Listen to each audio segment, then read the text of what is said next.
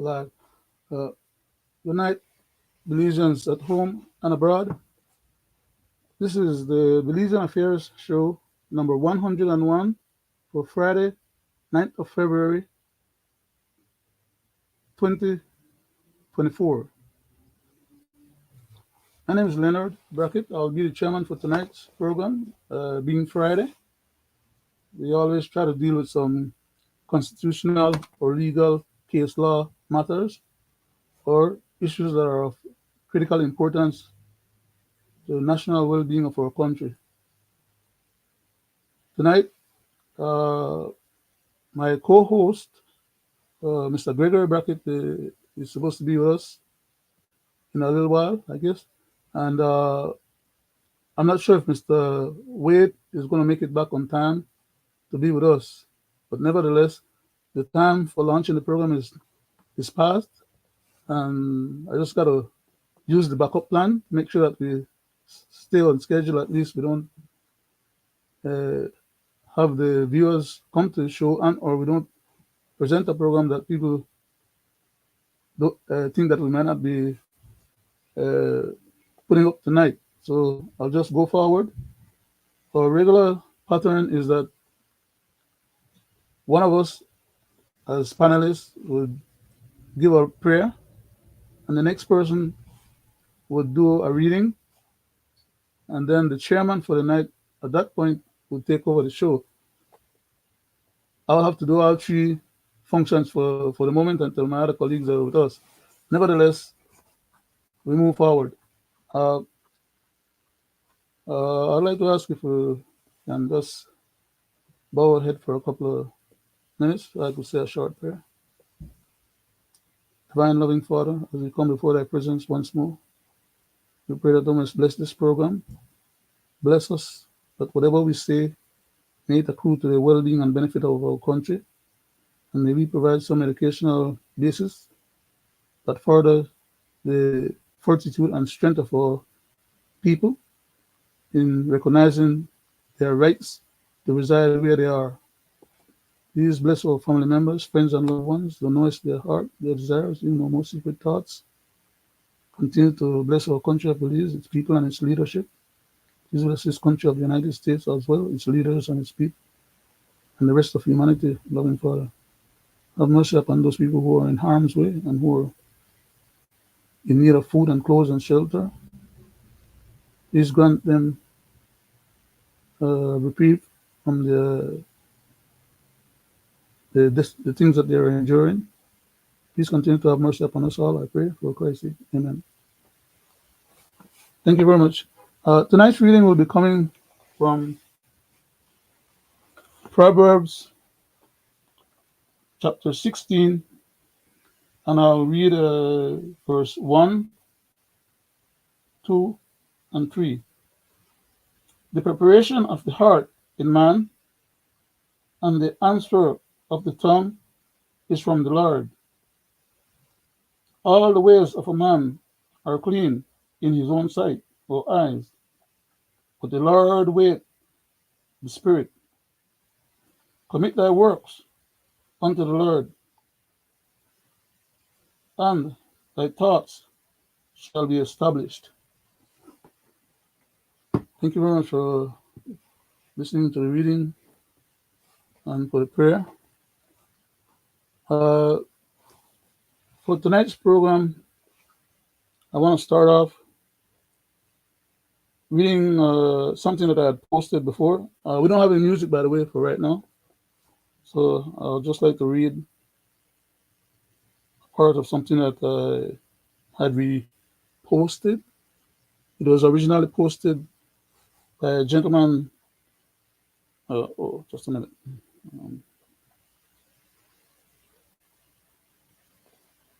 It was originally posted by a gentleman, or a dear esteemed, distinguished brother, Mr. Elston Wade. And I think this is an appropriate essay, very enlightening,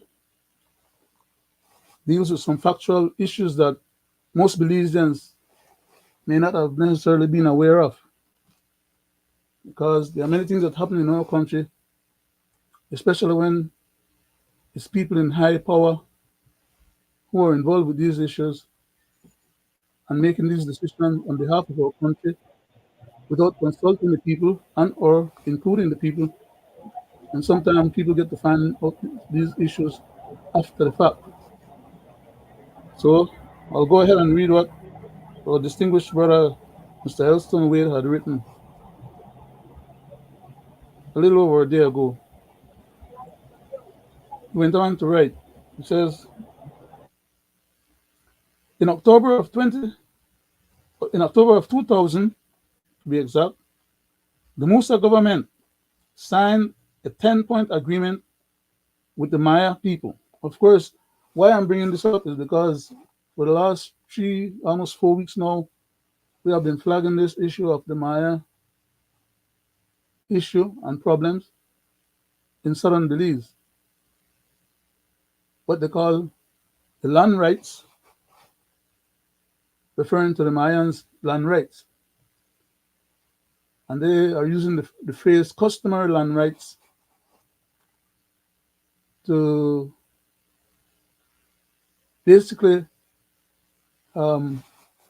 conflate what originally was the thoughts and originally was the objective. They have gone to court and stipulated to the court that the government of their country, Belize, because they are also part of Belize, by the way, the ones that live in Belize, because you know we have Mayas in other areas of Central America as well. Guatemala proper, Honduras, El Salvador, and Mexico, both on the Pacific and on the Atlantic Ocean.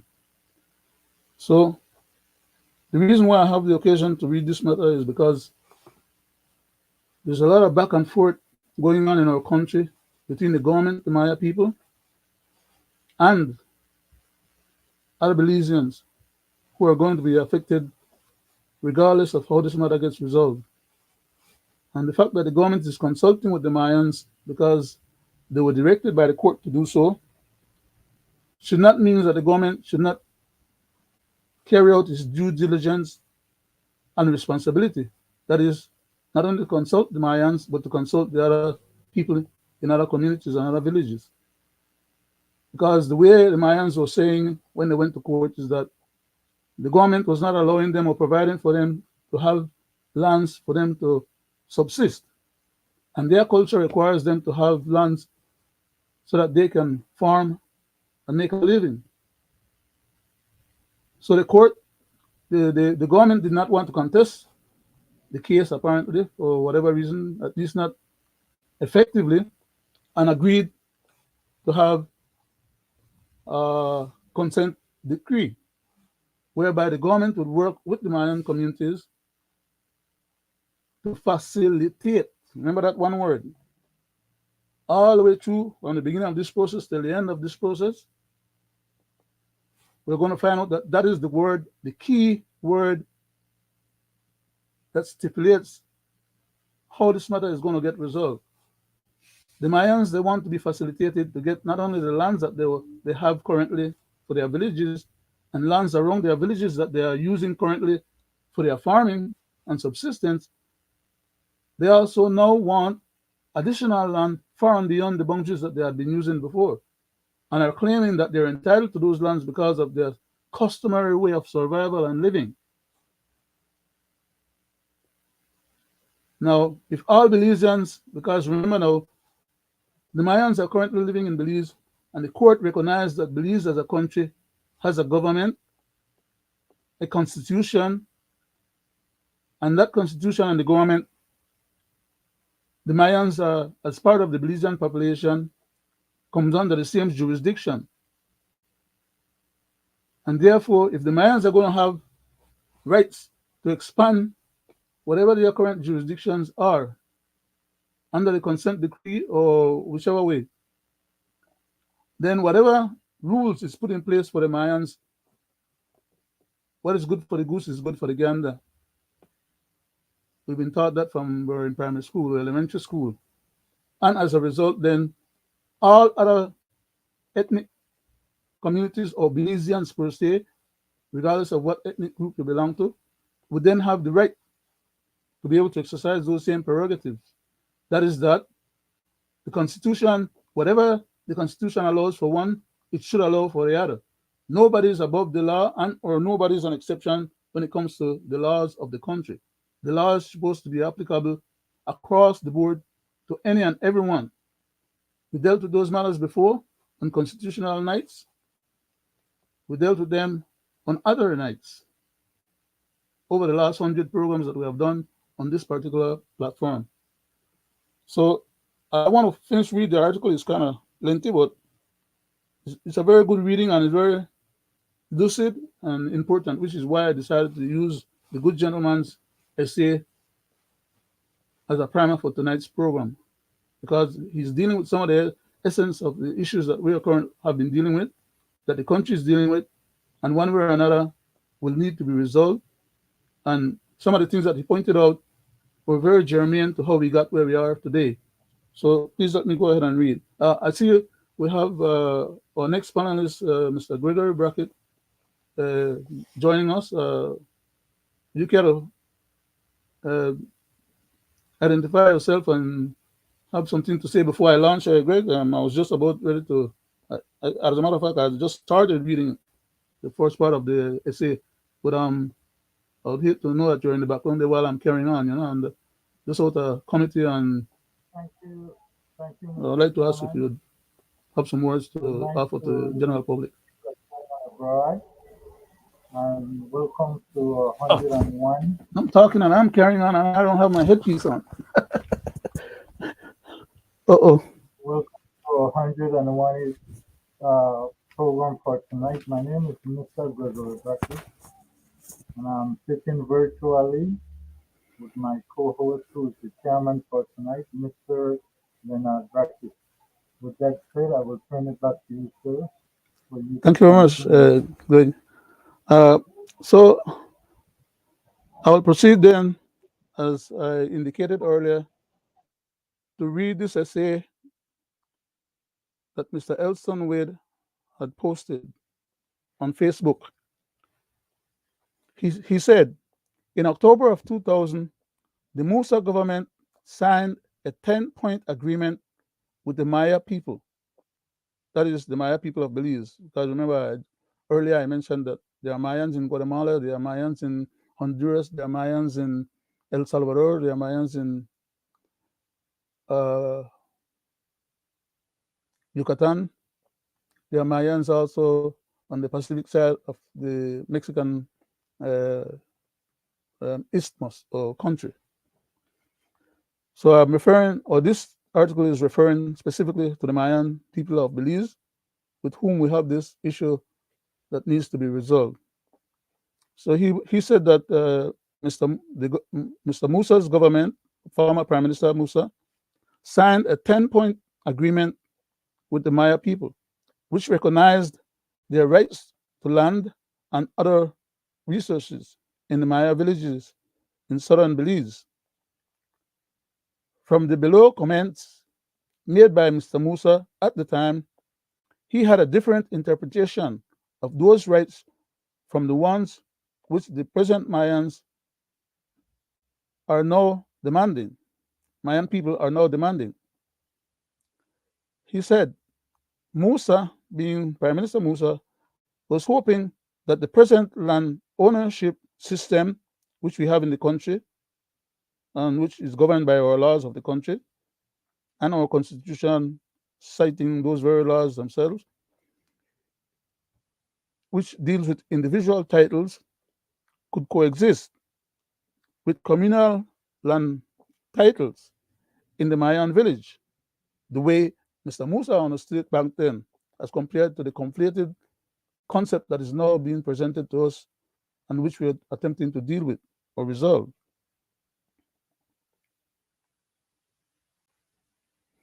Uh,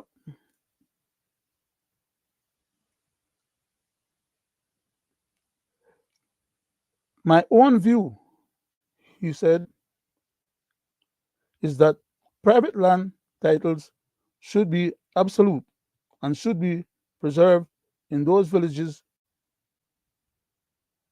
However, GOB, meaning the government of Belize, is now saying that both systems cannot coexist, and they have to compulsory acquire all private lands in the affected area. He went on to say, GOB, being the government of Belize, proposed to amend the laws to allow them to pay less than the market value for the lands which they will compulsorily acquire. Please see comments below, which were made in October of 2000.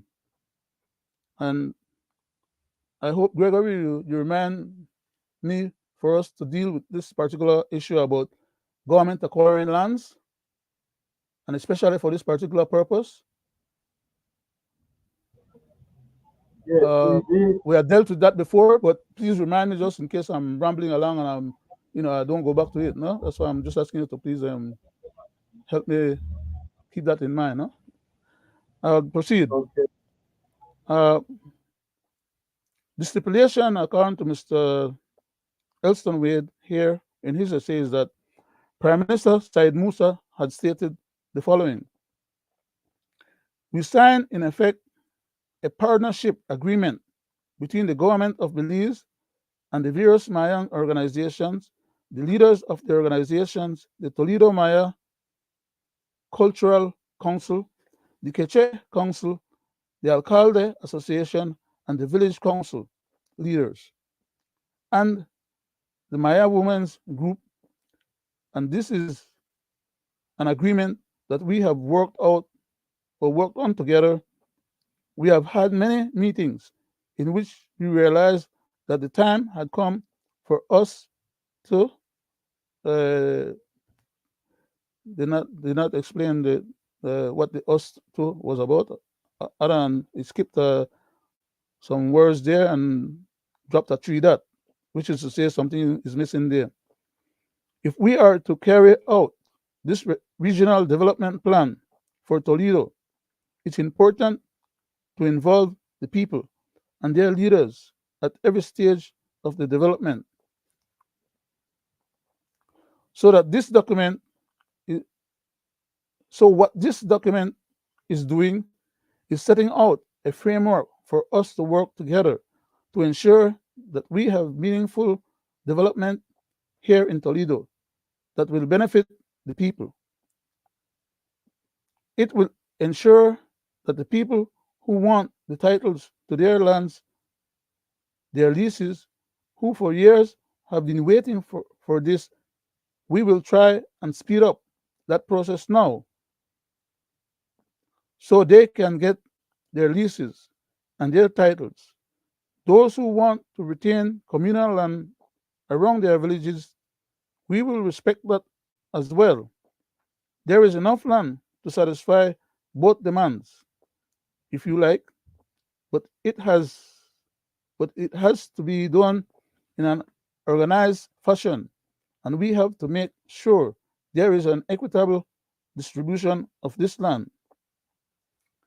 Prime Minister Musa went on to say, yes, the concept of just having a whole section of Belize put aside and just say that this is a Maya homeland is not what this document is about. We do not subscribe to that. And this is where we had to sit down and discuss this with the Maya leaders, that we felt you cannot balkanize, you cannot separate only part of Belize, because Belize belongs to all Belizean people. And any Belizean is entitled to come and live here in Toledo, whether it be Creole, Garifuna, Mestizo. Similarly, any Maya is entitled to live in any part of Belize as they have been doing. And that was the end of Mr. Elston Wade essay that he had put together and posted. Uh, there were some comments. So far there was 87 comments to Mr. Wade's posting, and I would not belabor that particular issue, or not issue, but the particular essay and the comments that was made in terms of that many comments, because it will take more than the time that we have for our short show. But we do want to touch on some of these issues and deal with them substantively for tonight. I want to deal with, first of all, having read what I read there just now, and while it is still fresh in the minds of some people who may have heard it and understood what I was trying to get across or what I was reading, I'd like to throw in a few comments in regards to that particular essay. In the first instance,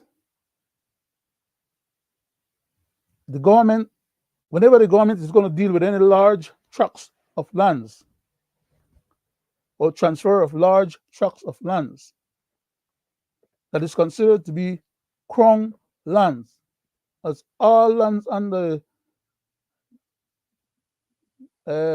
Belize is considered to have been, except those that had been issued title for and or lease for. And I can assure you that the Mayan community, some of them, in some parts of the land that they occupy, as in the case of Miss Christina Chuck and many others, they have their land titles or their land papers.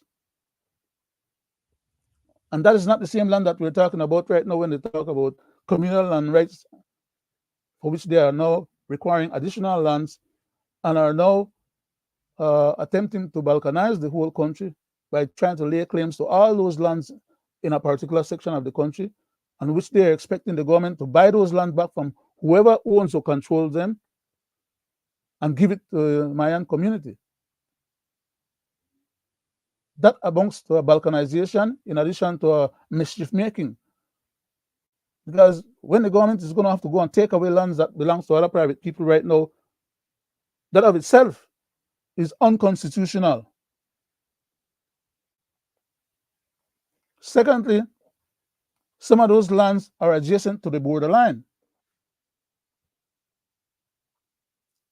The government unto itself cannot give full control of any of those borderline properties or lands to the Maya community and or to any other community on which the government will have to ask permission to gain access to those areas for whatever reason. And the reason why it amounts to a national security issue and a territorial integrity issue, which is all the lands that fall into the boundary of what proper constitute today's Belize country, is under the authority and purview of the Constitution and the powers of the present government. And the government of itself is not entitled to exercise powers to the point where they can give absolute control of the lands that are adjacent to the boundaries in the way that these Mayan people would like to have and or control those lands. It's a national security issue. And therefore, the government will have to come to the general populace with a plebiscite or a referendum in order to acquire the authority. If the people were to say, yes, go ahead and do it, for them to be able to then authorize and grant that kind of lawful possession of territory on the boundary line to the Mayans, which means then that the Mayans, instead of the government or central government, somehow would have to maintain the territorial integrity of the country on our behalf. That's a national security issue that cannot be abided. I don't think our present government have been thinking on those lines or have been trying to get to the point where they will have to resolve those issues. And I'm afraid that with the speed or haste that they're trying to resolve this issue and not considering those technical, legal, or constitutional issues, they will go ahead, assume powers that they don't currently vested with, and violate our constitution and the rights of Belize as a country. We have to be careful when we're dealing with these matters, and the government cannot behave in a willy-nilly way, arbitrarily and capriciously, and don't follow the precepts, procedures, and required practices so that we develop state that secures our territorial integrity and well-being of our population. There's more I have to say about this particular issue going forward. I'd just like to share the platform right now with my next colleague, panelist, Mr. Gregory Brackett, to ask if you have something to contribute or point out that maybe I may not have pointed out yet in regards to this matter. Greg, I yield the floor. Thank you, Mr. Chairman. You're welcome, sir. But we must look backward and forward because we are in this predicament because of what government, past and present. Mm-hmm. This is the It's a fact. cost of wanting to win election. Mm-hmm. When you start bringing in people from across the border and giving them handouts for their votes for you to win election, this is what you end up with. Because Mm-hmm. I can safely say, and I can say this to the public at home and abroad, if they would pick up an old Belize map that used to be in the school book, or you can look it up, the Mayan village that we are seeing today was not there yesterday. Right. 100% correct. So we know that these so-called Mayans that are demanding these lands are Guatemaltecans who came across, married into Mopan Mayas, Mm-hmm. and they took them in because of the war for safe haven, and they began to just plunder and reap the land. Now, I've seen the government deal with what we call squatters forcefully, and I know that they cannot just go and do that. But the government has also created laws against its own people. Mm-hmm. And I believe that these laws should also go for the Mayas because we are one country, one independence, one constitution. Mm-hmm. So when they created the Civil Accession and Framework Bill, and they had all this talk about going after individuals who have property and assets that they can't explain, why not include the Mayas? I mean, it is simple.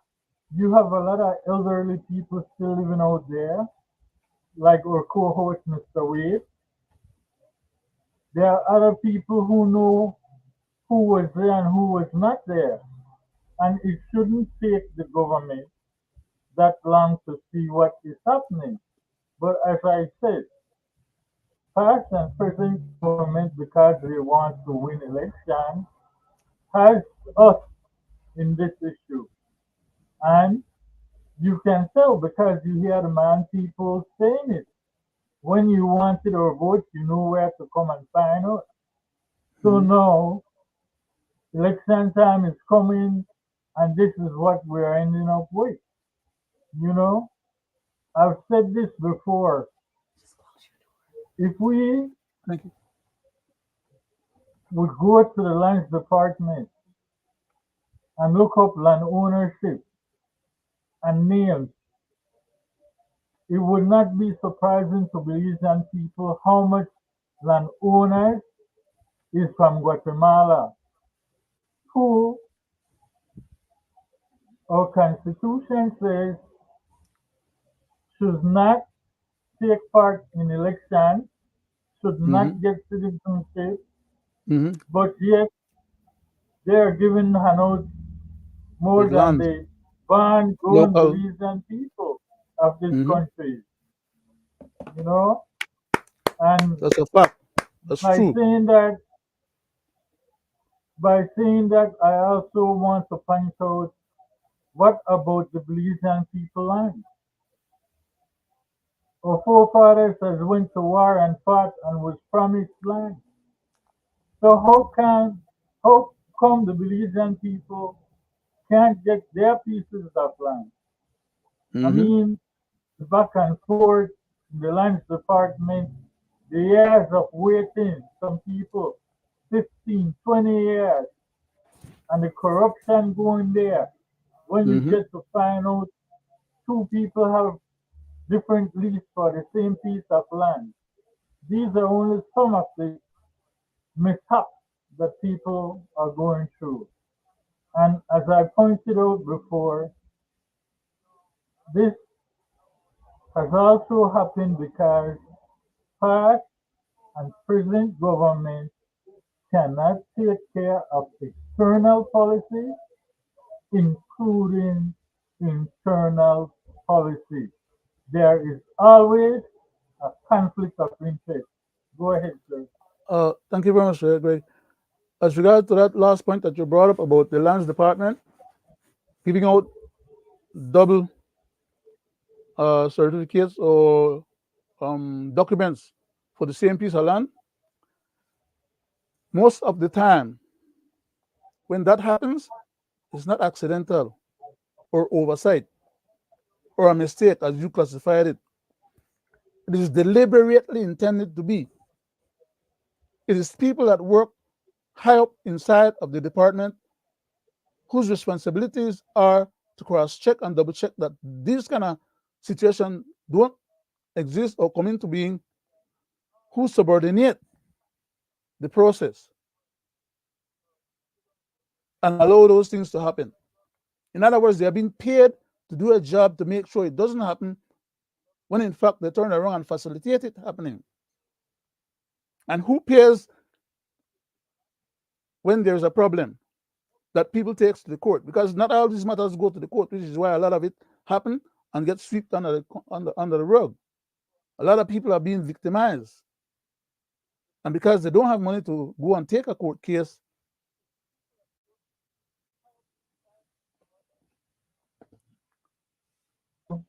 They're the eventually, ones who do it. And if you right, write which them is a my point. letter, they do not want to rectify it. The first thing they will tell you, you must take it to court.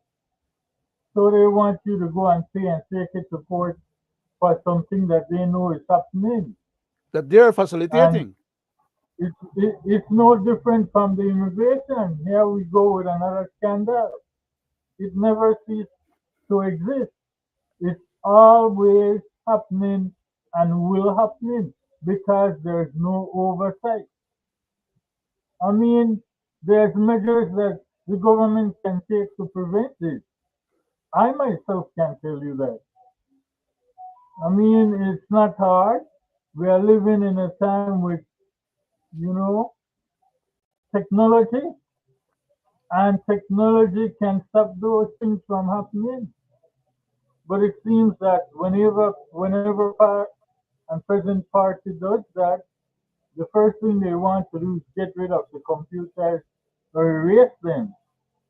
When all the government can do is have some servers and make all the computers locked into those servers when business is done. At the end of the day, it goes straight into that database and it cannot be deleted. Go ahead, Greg, sir. thank you very much, sir. You recall that on a few occasions on this particular platform, I mentioned that I personally had to take one of the computer away from one of the employees then at the bus station and take it back to the Ministry of Lands. Remember hearing me tell you guys about that scenario? So what you mentioned just now about people trying to get rid of the computers then, I can testify personally to that as being a fact by virtue of my own experience because I've always been investigating that particular department among others. I have a lot of historical information and a lot of cases and things that if push had come to show, I could have brought to the attention and gave to the to the Senate committee when they were having that investigation the last time. But it would have just been piling up more on top of what they had already become aware of. But even the We, previous prime minister himself said that the place was a hotbed of what? Corruption. They were aware of it, but they do nothing about it, and which is why it continues even as of today date.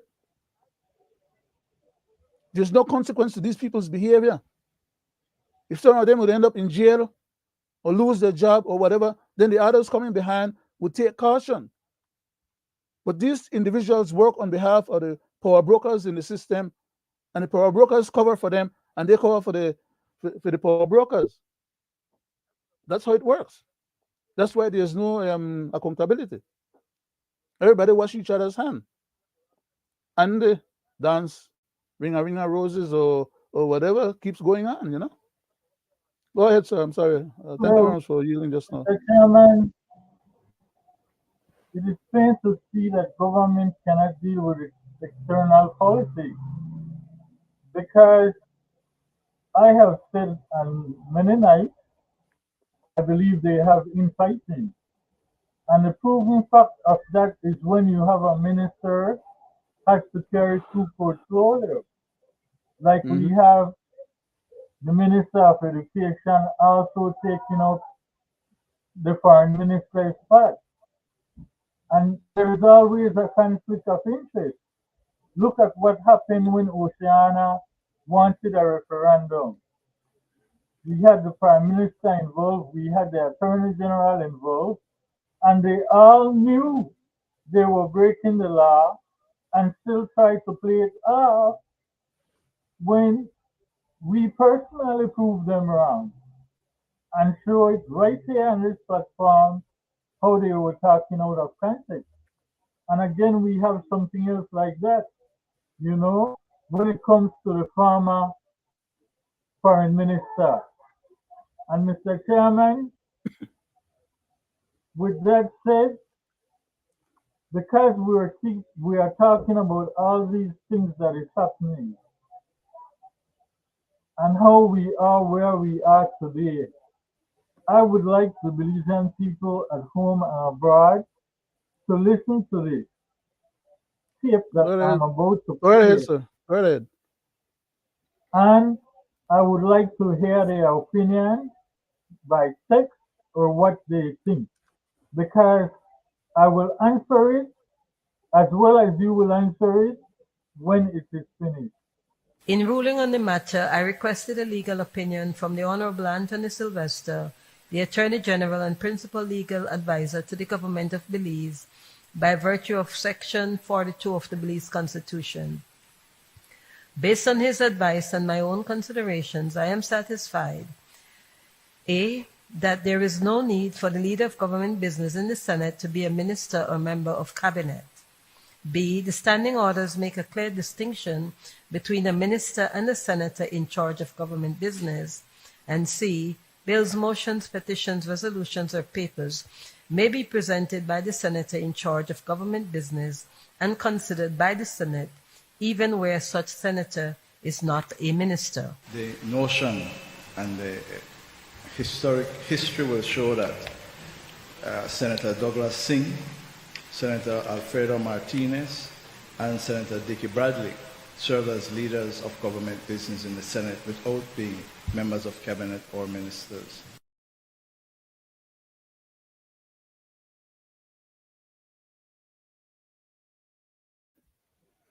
Uh, Go ahead, uh, sir.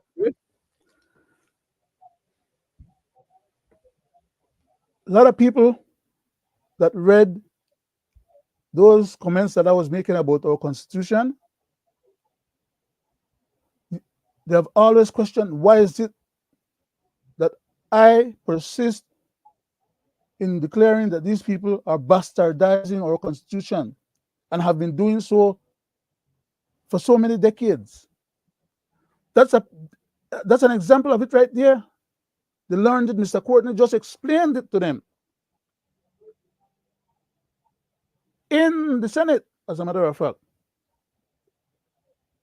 Exactly what I have been saying.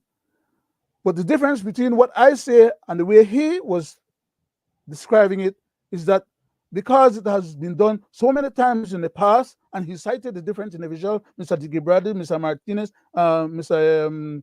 Singh, right, as having transgressed those rules. That means that the rule is broken, and therefore the rule does not apply. The Constitution is not valid anymore because they have bastardized it. They have went on to doing it over and over and over in that particular scenario. I have been complaining about them bastardizing our Constitution in a whole lot of different scenarios. They're all a bunch of rogue individuals under the guise of a government, using, misusing, and abusing the powers vested in them, and even powers that they're not vested with. And when I complain about it, the first thing somebody will ask me, who am I in the first place? I'm not a minister. I'm not a member of cabinet.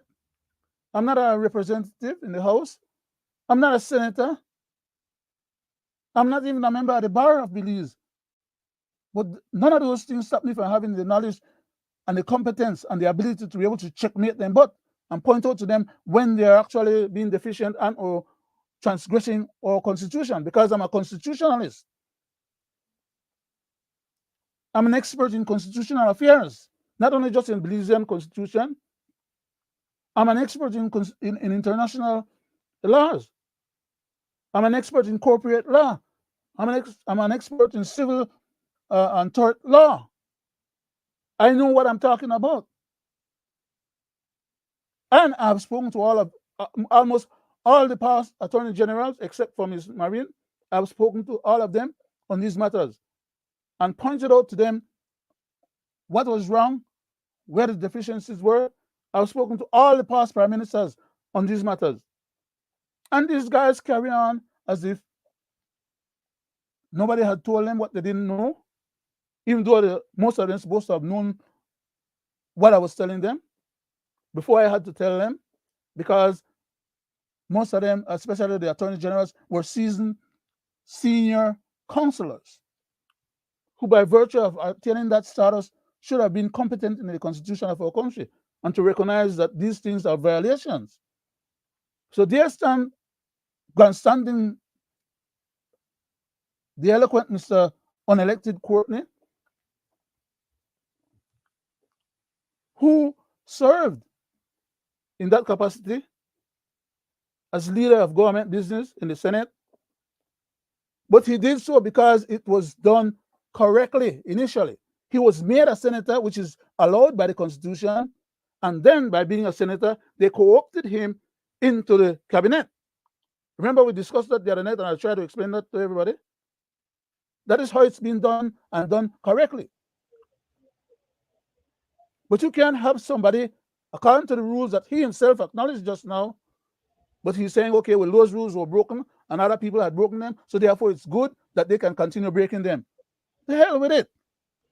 You recognize you're transgressing and bastardizing the Constitution. The least you could have is a bit of decency and professionalism and ethics. And point out that because it was violated before doesn't mean that it's right to violate again now too.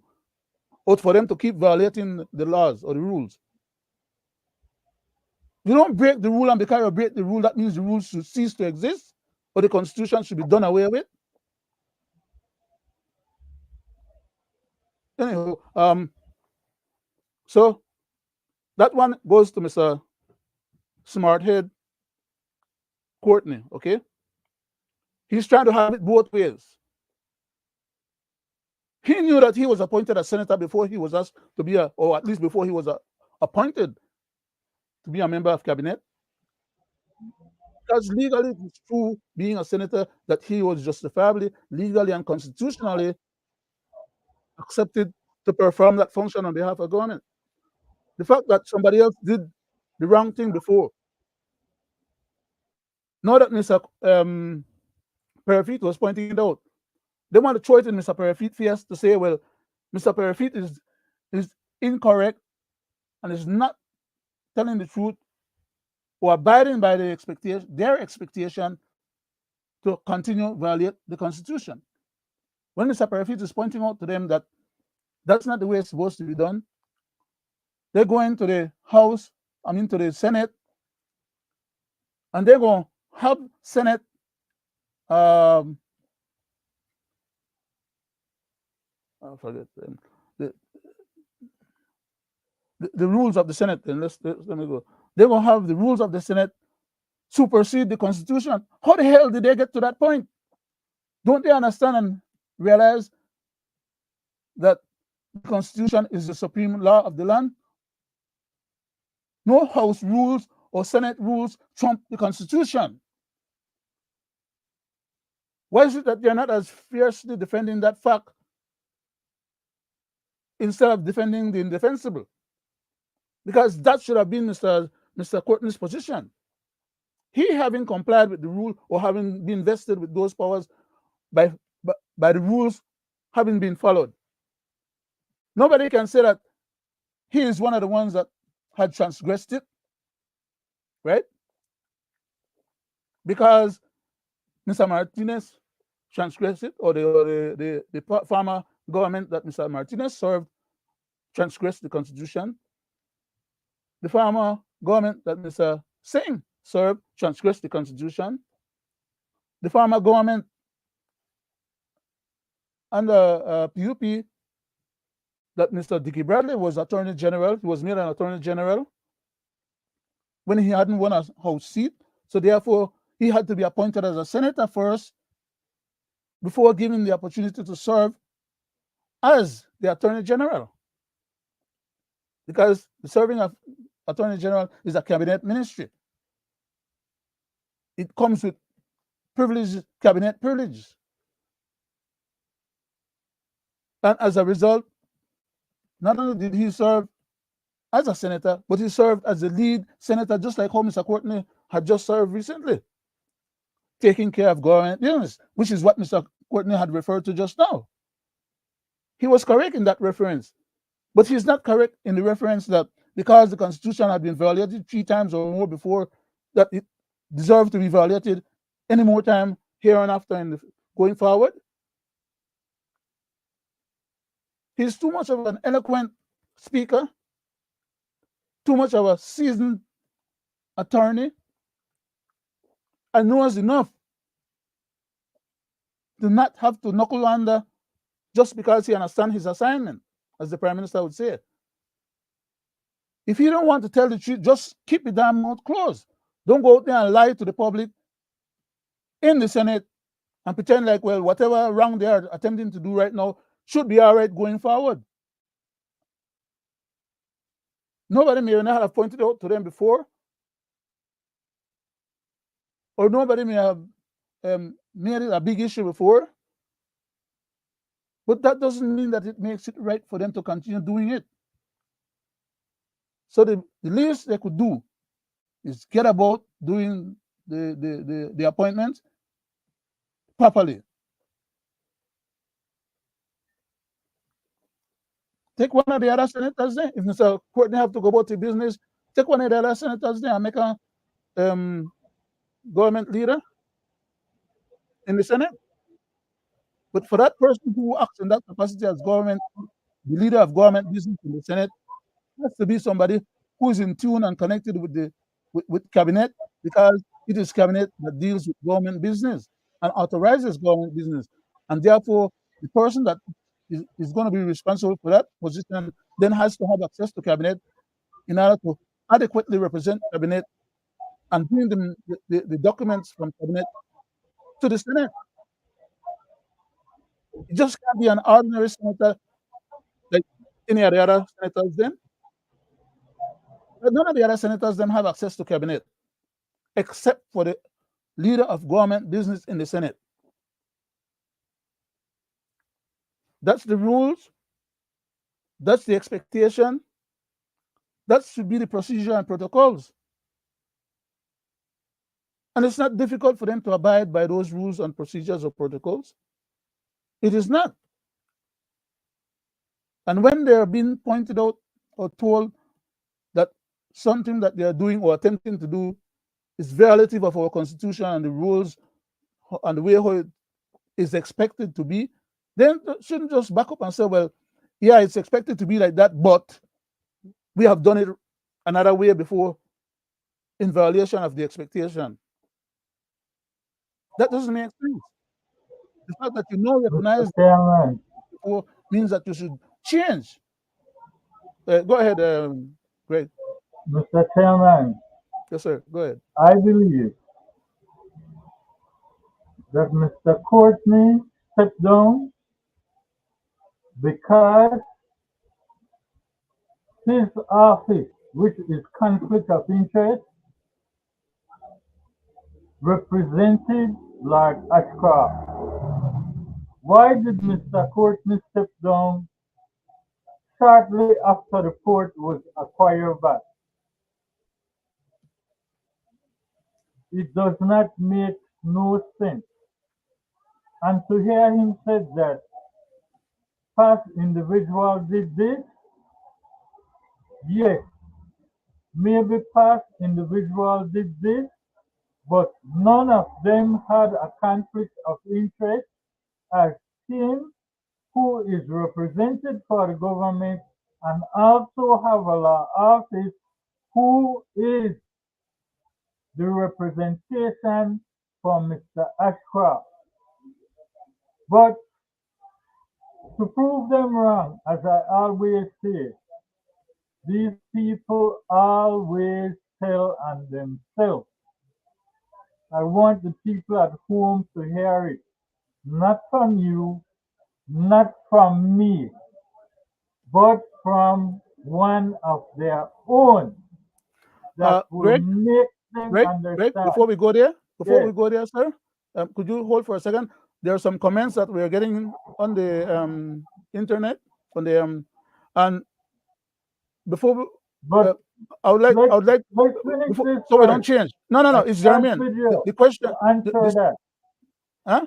Let me Let's make a comment on one of them now, before we, um, okay, go ahead. I'm summarizing. Okay, I'm not going directly to any one particular comment, but I was reading through some of them, and one of them was saying that the government is going ahead and doing what they want because there are no consequences, and people are talking about these things, but they only talk and nothing else happens. What we are doing on this show here is deliberately talking about these things to educate the general public about what is and what should be and shouldn't be. That is our task and our agenda on this particular show. We're not here supporting PUP or UDP or any other PU whatsoever. To us, it's about our country. People have to start putting their country before their party and deal with the matters that will let the country survive successfully, rather than covering up for their parties. That is what has gotten us to where we are today. Some people in ignorance have done that. Some people have done that with their eyes wide open, knowing that they're doing that. The majority of the people are not aware of these things that we are talking on this program, which is why we come and talk about them and bring them. So one person said, talking is good, but what else? You can't have a what else if communication and talking doesn't happen and people don't know that something is wrong, which is why a lot of people just floating along.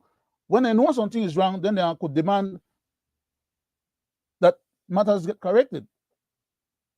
And the politicians, when they get exposed in what they're doing, and the public sees what they're doing, then they get embarrassed, and then they want to make laws to say, okay, well, they don't want nobody to talk about what they're doing and expose them because they feel bad and look bad, and then therefore they get politically threatened.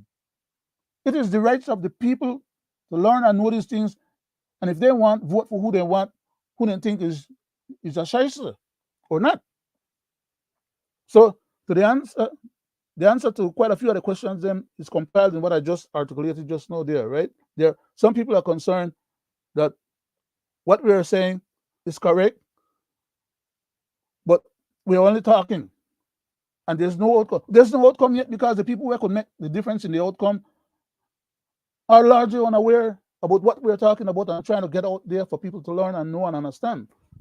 And then we expect that the people who learn and understand these things will put the necessary legwork behind it and make sure that it works out. Or if it doesn't work like that, then we will continue beating this half-dead horse, and maybe we might have to breathe some breath into it, like what the Prime Minister tried to do with Portico. After he said the horse done dead and it stinks so long, we might have to do the same thing. Continue beating it until we get some life out of it back and get them to be accountable. There are different ways to get it done. But I don't want to spend the whole of the show just retorting the same thing over and over. I'll yield back, Greg. You was at a point of playing something just now when I asked you, make I just finish. Huh? And those comments, what I would say to people, talking will not do nothing. It helps to educate. But Right. you, the people, have the power in your pen and pencil when you go to the voting station. So don't blame us for talking about it. We are trying to educate you. And you have that power in your pen. Not to sell your vote, not to take a handout, but to do the right thing that is called democracy. Because as I was saying before, earlier, they know this is wrong. It has been happening. It happened with the churches and the marijuana bill. It happened with Oceana, and they come with this fake referendum act in the PCC Constitution Again. when there's only one Constitution and one referendum act, because that has not been passed into law, and they're only telling on themselves. Because And I Greg, will tell you what, Greg, and in addition to, they're coming with a so-called resolution or solution to the Mayan land issue, and they're not consulting with the other rest of people who are affected. Okay, so right? there's so No, many different ways that they're falling down on the job, while they make laws to facilitate Portico and others to strip away but of any semblance of economic to development. answer the question about Mr. Courtney, to know if it is right or wrong, let's hear the truth so people can know what they are doing. I can't speak to it in any detail. But you do know that with then Minister Courtney, now Ambassador and head of government, leader of government business in the Senate, he remains at the center of things within the government, I can't speak in detail to the quote-unquote cabinet privileges, but we will certainly be leaning on his experience. I think that Minister Francis brings, again, a wealth of experience and competence to the table. And that basically is as far as I can go. But I would wish to assure the public, if I may, speaking for myself now, that there is no lack of trust, there is no lack of confidence, there hasn't been any erosion in terms of the role that that then Minister Courtney now plays. Because as a private attorney, or let me put it the other way around, as a government minister, one cannot also be a private attorney and go to court.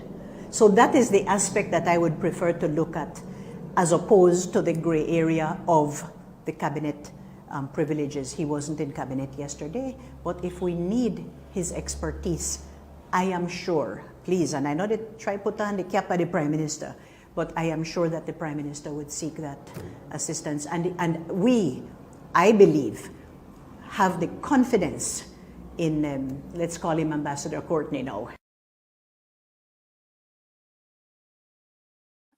Greg, can I jump on that one quickly? He's saying Yeah, it is can wrong. They Yeah. know it is wrong.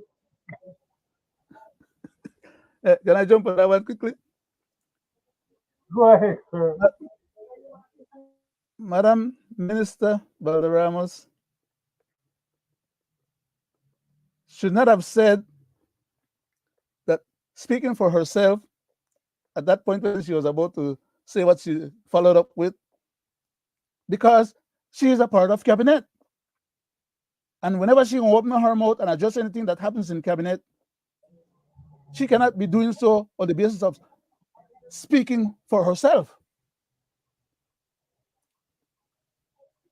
If she's authorized by cabinet to speak to any issue that happens in cabinet or discussed in cabinet, then that's a different matter.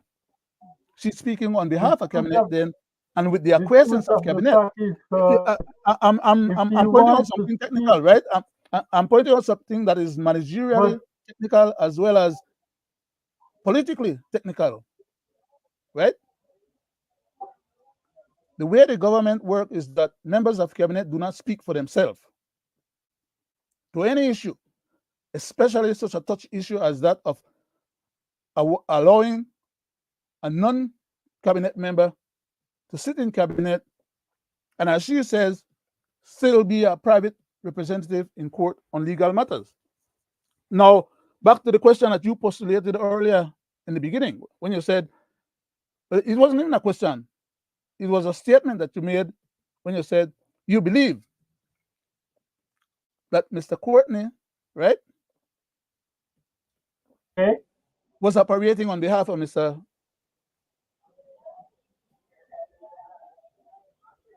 Dragon of Mr. Chichester, Devil, Mr. Dragon of Chichester, economic dragon of Chichester, right? Let's call him a name, correctly, Mr. Ashcroft. That is a well postulated position or belief that you had, because as I am going to say outrightly now, Mr. Courtney was allowed to come and be part of cabinet because of what he brings to the table in terms of his expertise as a top-notch lawyer who was working on behalf of Mr. Ashcroft and who was one of the persons that drafted some of the documentations that allowed Mr. Ashcroft to hang the government over Kindola. Some people don't probably understand the way they talk about when I say that, right? But I need to talk it in a codes, unless they want to carry me in a code. Then I could bust them both out with the real evidence. But basically, from my vantage point and my perception, why Mr. Courtney was leaving now is because he had accomplished most of what Mr. Ashcroft needed to be accomplished within the government cycle or environment. Okay? Mr. Ashcroft had already gotten now his agreement with them, with the government, for them to cover all outstanding matters with him at a certain price. And some of those outstanding matters were matters that Mr. Courtney, before being appointed as a senator and then becoming a member of cabinet and then becoming leader of government business on behalf of cabinet to the Senate, had worked for Mr. Ashcroft, and Mr. Ashcroft paid him some retainers fee up front based on the amount of hours that he was putting in. He gave him a certain amount. But for the size of those contracts that Mr. Ashcroft had with the government, the UDP government at the time, he did not fully compensate or distinguish brother and lawyer Mr. Courtney. And he would not have finished compensating him unless Mr. Ashcroft got the rest of his money out of government. So as soon as Mr. Ashcroft was able to settle all outstanding accounts, he had no need for Mr. Ashcroft, for Mr. Courtney to be there breathing down the Prime Minister's neck and cabinet to pressure them to come up with a way to find the money to pay off Mr. Ashcroft so he could get his part of the retainers fee that was still outstanding as well. Mr. Ashcroft not pay nobody 100% of the fee when they do any work for him if he don't get 100% of his money. Their fee is always contingent on him being able to collect what he is due. And now that the Prime Minister has come to the House and has stipulated that he had agreed to settle all these accounts for so many hundreds of millions of dollars, including taking back the port,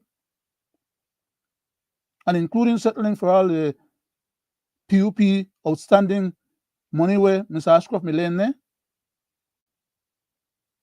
that they didn't have a means or an ability to be able to pay him for, other than just give him contracts or concessions out of we government coffers, of we government assets.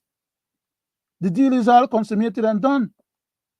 So Mr. Courtney don't have to stand up there and take no unnecessary licks on behalf of the present government that is not operating correctly.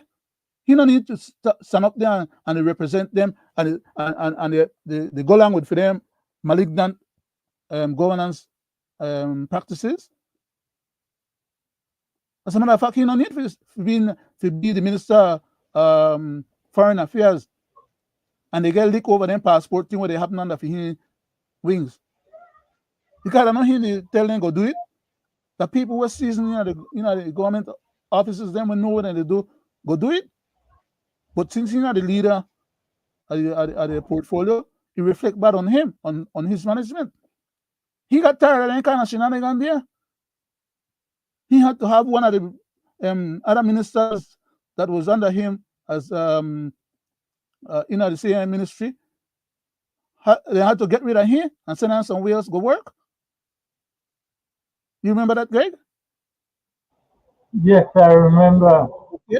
But And Mr. so many Chairman, other things that's going on that he don't have no need for that because the man is stinking rich now. Ashcroft collect over $1 billion from the government between UDP and PUP. And the amount of money he pay Mr.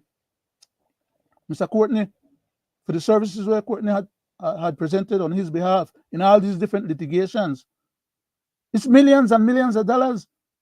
So Courtney don't have to sung the cabinet they get $80,000 a year and they take no kind of crap from these people.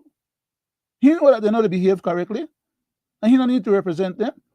So that then the fight I know if they try to keep on with cabinet privileges while he try to distance himself from there, then try to make the deal so sweet. But they are also mad at him because they think that he's the one who gave Ashcroft the inside cabinet papers. So later when you hear Ms. Valerie Ramos, they say she can't speak to certain things or can't say certain things. Why? Because she's a part of cabinet. And she can't speak out of turn or without cabinet's authorization on certain issues. But she knows what's going on and what's gone down. And I would Mr. advise Chairman, her to talk less, as a matter of fact. at the She end know of what's the going on. day, the question was answered when it comes to Mr. Courtney as government senator. Ms. Valderramos tried to put herself, in fact, didn't even try, put herself in Mr. Courtney's shoe as a minister.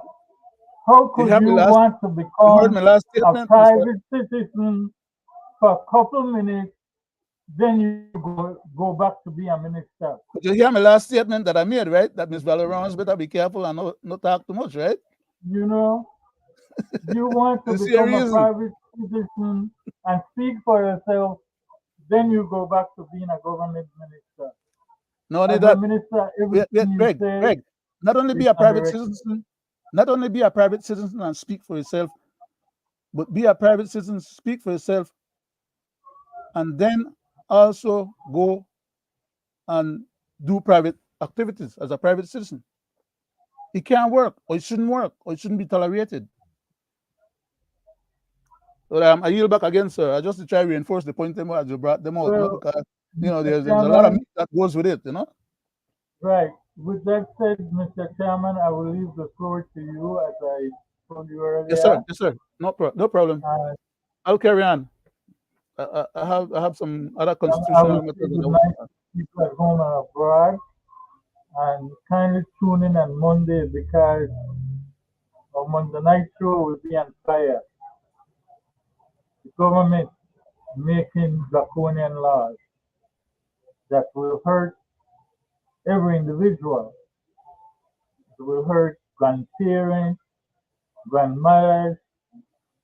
It will hurt families as a whole. So with that said, I would say good night, Mr. Chairman. Thank you very much, Greg. I appreciate the help and the backup, and I'm quite sure that the general public is very appreciative of your contribution as well. And Thank so, you, sir.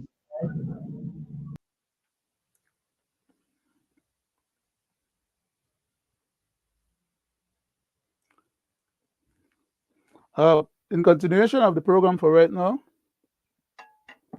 I would like to read an essay.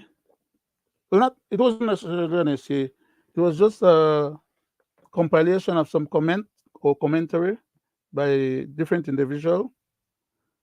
And this one uh, was made on February 4th of 2021.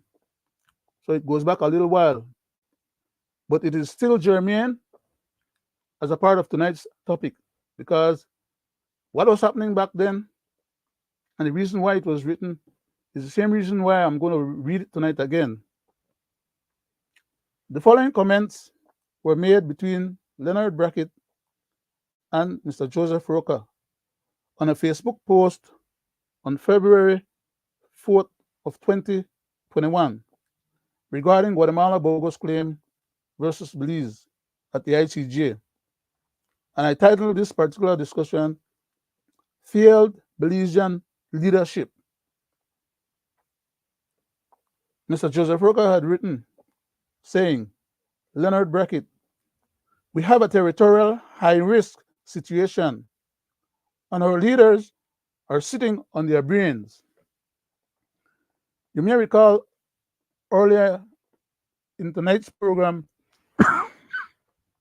I pointed out the technicality of the government yielding any lands to the Maya community that is adjacent to our borderline, because that then becomes a national security issue, because the government have to have permanent access at will to any of our borderline territory for patrolling of the BDF and or for whatever reason that the government may deem necessary as a government.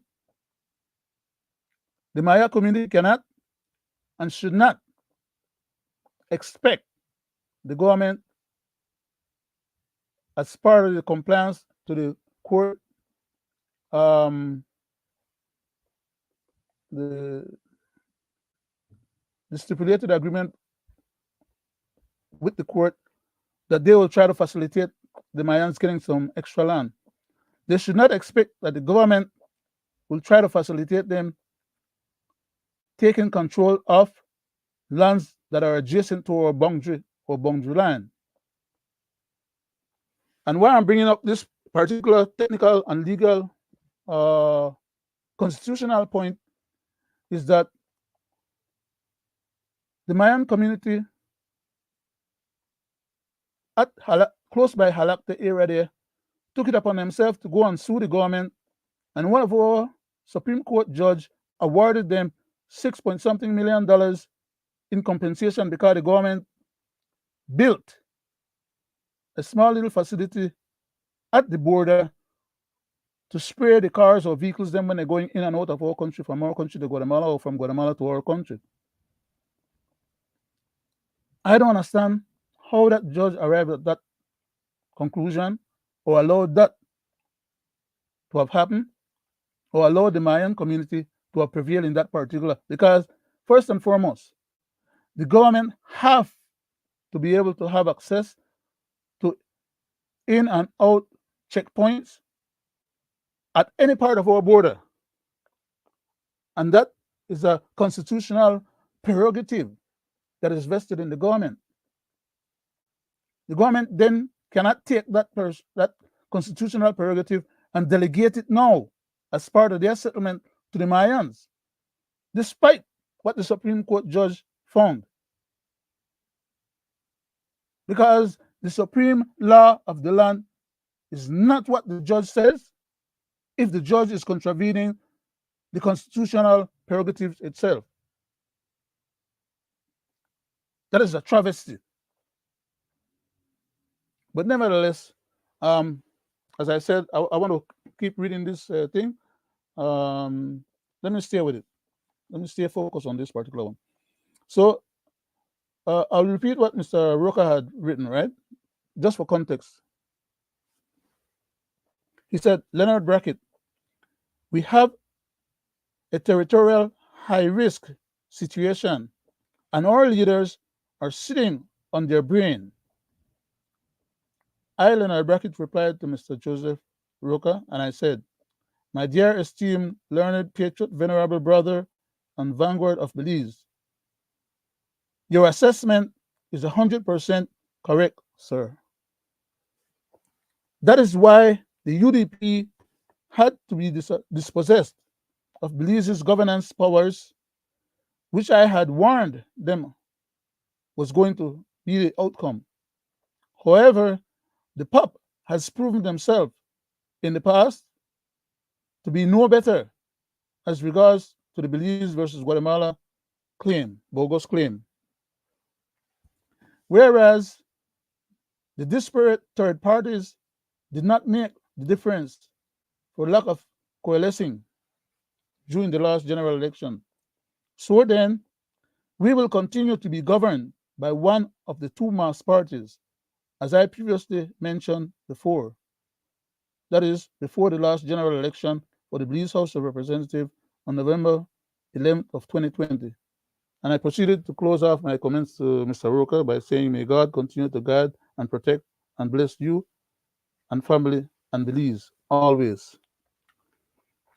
I write these articles or I get involved with these exchanges because the politicians in our country have a way of doing things that, in my humble opinion, they have to be aware that they're doing things that are not right. I refuse to believe that these individuals are not capable of recognizing the errors of their way and their wrongdoings. As to the reason why they do it and persist in doing it, even after they are being told or pointed out that they are being erroneous or they are doing things that are contrary to good governance as well as violative of our constitution, they still move ahead and do what they want to do anyhow. Partially because they get drunk with power, as especially regards to the present government and former government, as a matter of fact, because the former government also had a case where they had like 20-odd members from the House of Representatives, which meant that they had a supermajority as well. But these guys not only have a supermajority, they have a super-majority. And they think that that entitles them to haul and pull the constitution, haul and pull the management of the country, do what they want, and there's no accountability or there are no consequences. But what they're doing and causing harms and hurts to a lot of people in the country, both economically, materially, socially, educationally, medically, and a whole lot of other different forms or ways by mismanagement is unfortunate and unfair. Basically, I would say they're chancing people, they're chancing the population of the country because they could do better than what they do right now. The man that never had to operate the country right now as if the country is bankrupt and can't pay the teachers and salary, can't pay the retired police officers and the retired BDFs, them and other teachers and other people, you can't pay them the salary. They could have paid those salary if they only give Mr. Ashcroft half of the money what they don't get. You could have kicked back half and promise to pay at some other future date. Or they could have even just get some assets from the country like they always do anyhow. Because that's how they settle for their accounts with the man. All of our past governments have ended up in bed with this man, and this man ended up to chance all of us because of them. Under the Barrow government, they end up to lose over $600 million because they overpay for the price of the items then where the government take back. I don't have a problem with them taking back those things, but they never had to end up to pay a man so much money for it. Same thing like with the report right now, the present UP government, hundreds of millions of dollars. Then they cry that we don't have money, and then stiff people who need the small change to take care of their daily needs. While then they pile up all their millions and hundreds of millions of dollars in a Mr. Ashcroft bank.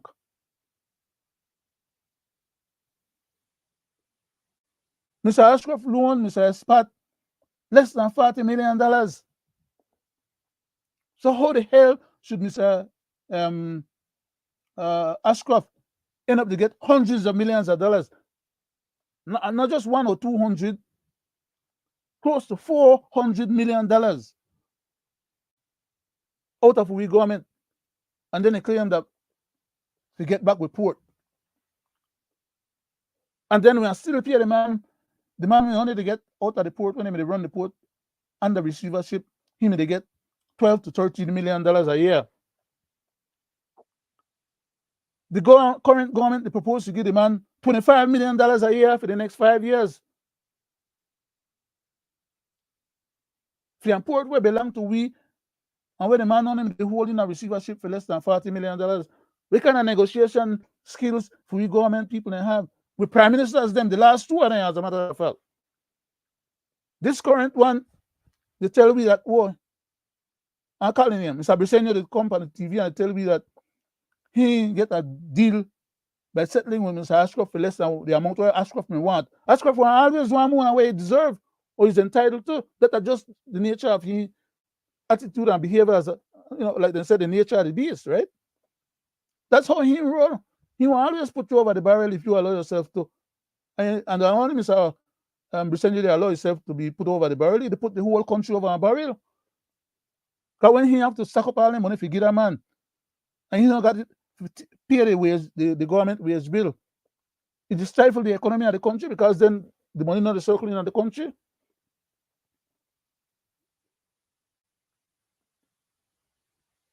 But the rest of the members of cabinet will roll along with Mr. Briseño with any kind of behavior and conduct.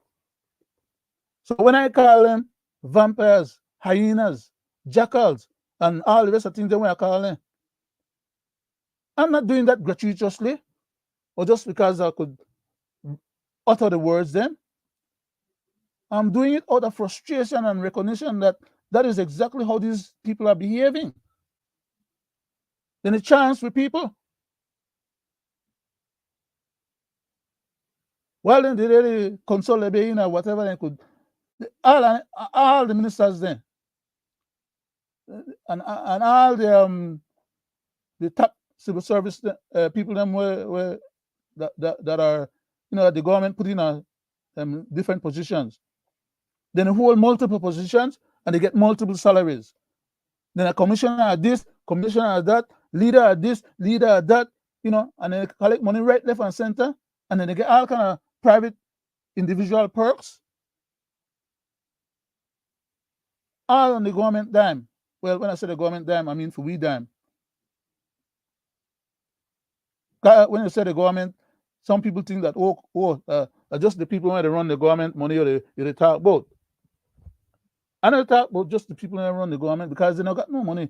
They don't contribute back none of their salary or none of their money. They don't even pay taxes for some of the business when they're running the country. They exempt themselves from taxes or they cheat the tax process.